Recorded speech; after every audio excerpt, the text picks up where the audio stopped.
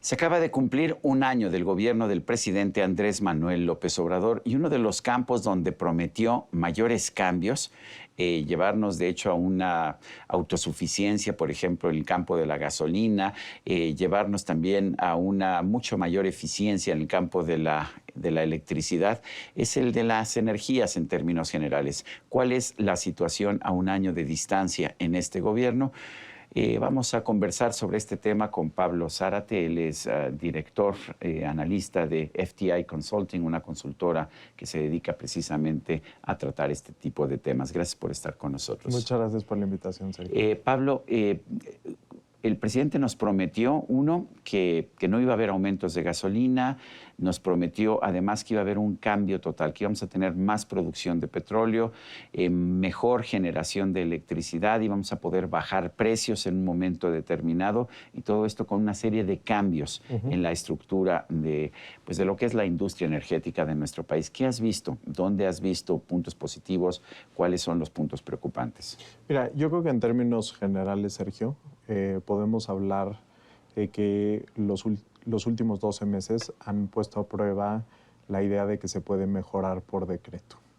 La idea de que es cosa de voluntad política y una bolsa de dinero para hacer que la producción de petróleos mexicanos repunte. Y eliminar la corrupción, eso es lo que nos dijo el presidente. Bueno, que era cuestión de eliminar la corrupción. Claro, eliminar la corrupción, una bolsa de dinero y voluntad política para que las cosas funcionen. Y creo que en distintos indicadores estamos viendo los límites que tiene esta idea. Por supuesto que hay que eliminar la corrupción, por supuesto que hay que tener la voluntad política para hacer las cosas, pero a veces pues se necesita una estrategia, diríamos, un poquito más técnica, que reconozca el panorama completo en el que estamos inmersos y a partir de eso genera una estrategia que tenga una ejecución sostenida a lo largo del tiempo. Vamos, por ejemplo, al petróleo crudo. Hasta este momento no ha aumentado, pero él dice que no aumentó tampoco con la reforma energética anterior y que los privados no están produciendo virtualmente nada. ¿Qué nos puedes decir? Pues mira, yo sí creo que ojalá que los mexicanos aprendiéramos, porque hay una larga serie de precedentes, no solo de esta administración, sino de administraciones pasadas, de sobreprometer resultados petroleros. Parece que se ha vuelto casi deporte nacional que las administraciones entrantes prometen bajarnos la luna, las estrellas en términos de producción petrolera y a la hora de la hora descubren que es un tema que requiere de más tiempo, requiere de más estrategia, requiere de más expertise.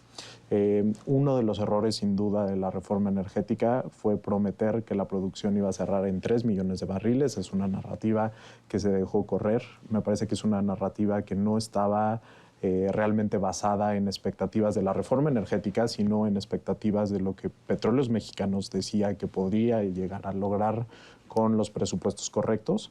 Pero por supuesto hoy sabemos que ese escenario no se cumplió, le fallamos a la meta por un buen cacho. Eso no nos debería de dar permiso de decir, bueno, pues entonces está bien sobreprometer en el plano petrolero. Y yo creo que hoy sí hay una sobrepromesa en la producción de petróleos mexicanos. Algunos ejemplos.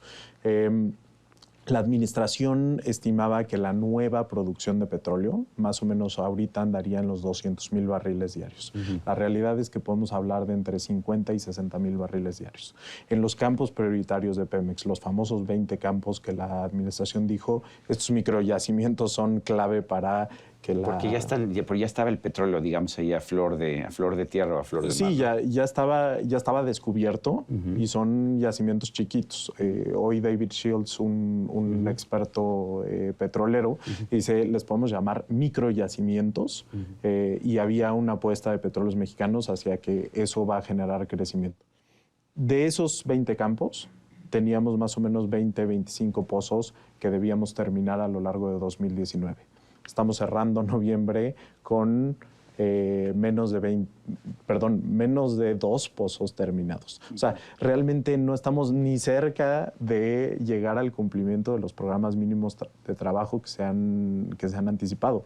Las asignaciones de Petróleos Mexicanos están plenamente subutilizadas. En fin, tenemos un panorama que da cuenta de nuevo de las asignaciones de Pemex cosas. están subutilizadas, pero ya no se están haciendo nuevas asignaciones a privados, por ejemplo. Ya no hay más farm outs.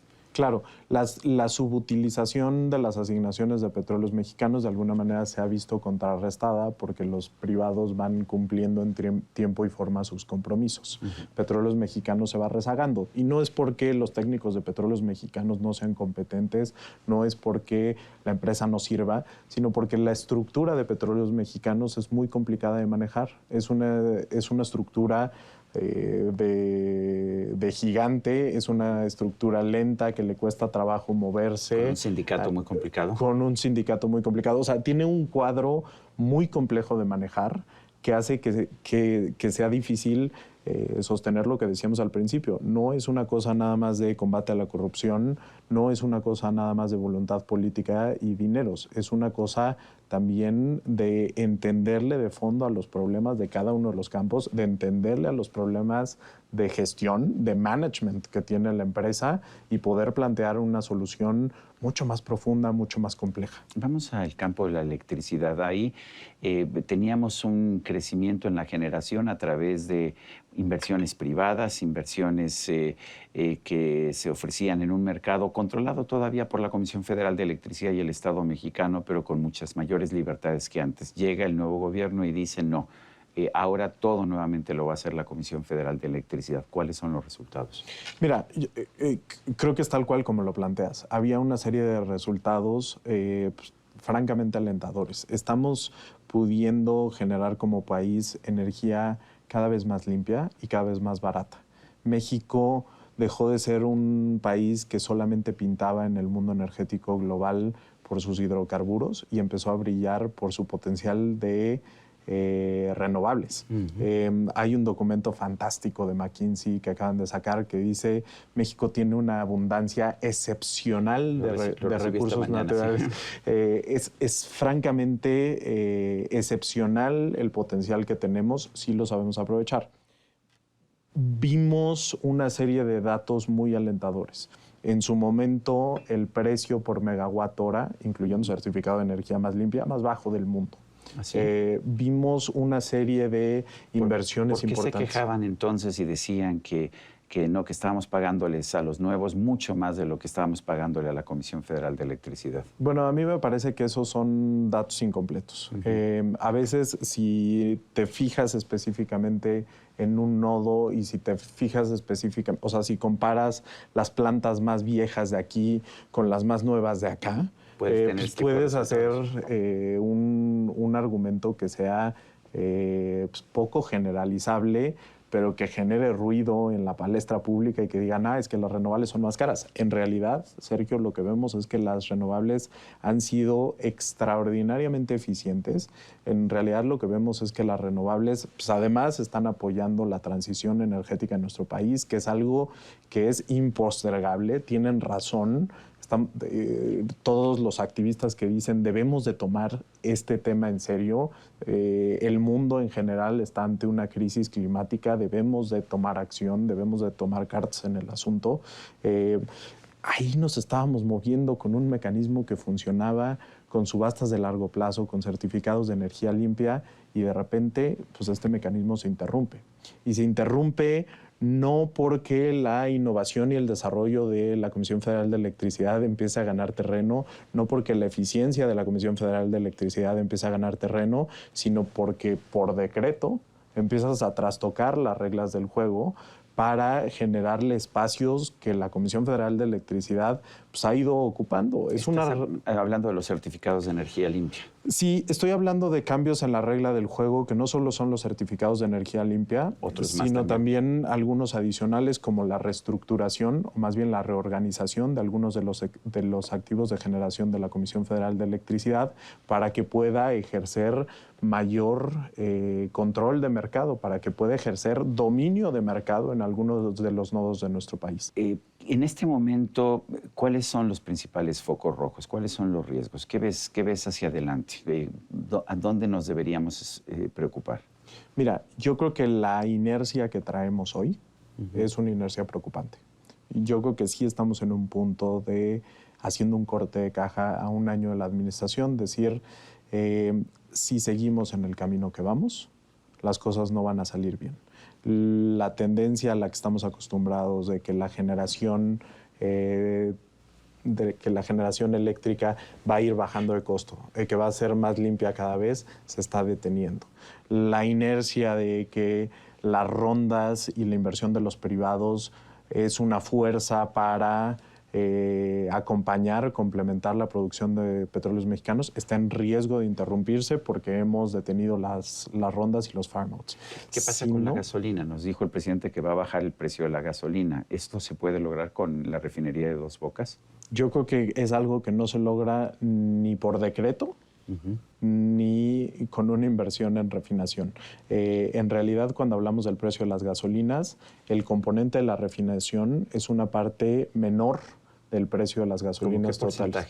Pues dependiendo el momento, porque van cambiando estas variables, pero estamos hablando de algo entre 20 y 35% del precio total. ¿Qué es lo más importante, el crudo?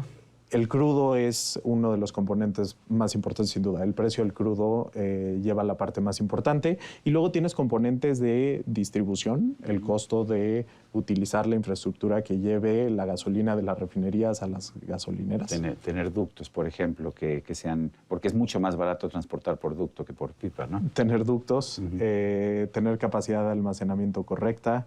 Que no tenemos casi capacidad de almacenamiento, ¿no?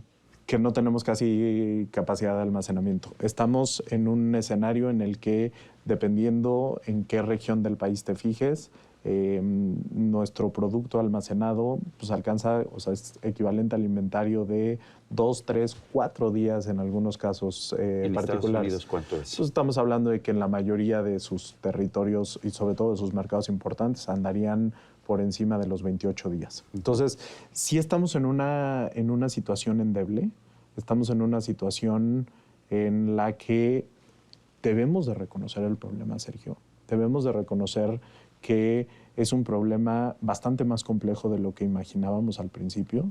Hacer una pausa y decir, pues, ¿cómo puedo traer las mejores soluciones? Yo sí creo, Sergio, que creer que una sola persona o una sola organización sabe todo y puede atender las cosas de manera descentralizada no es una buena solución. Por supuesto, ¿No nos conviene volver a tener monopolios en Pemex y en la Comisión Federal de Electricidad? Desde luego que no nos conviene tener monopolios en Pemex y en la Comisión Federal de Electricidad. Pablo Zárate, gracias por esta conversación. Muchas gracias, Sergio.